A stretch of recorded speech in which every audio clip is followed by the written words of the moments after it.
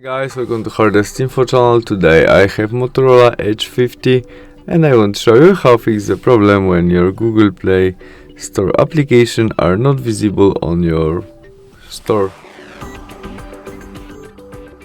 If you have the same problem as mine, you search your game but you don't have it there, you must go back to the main menu, tap on your photo on the right corner and choose settings. Now we tap on family, parental controls, and there we have PG3 to visible game or application. As Mobile Legends games, we need more than PG3 to change it. Tap there, enter connect pin, and we can easily change it from PG3 to maybe PG16, confirm by got it, and save. And that's all. We can go back and try search Mobile Legends games again, which is visible right now, and we can install it. Thanks for watching, see you soon, bye!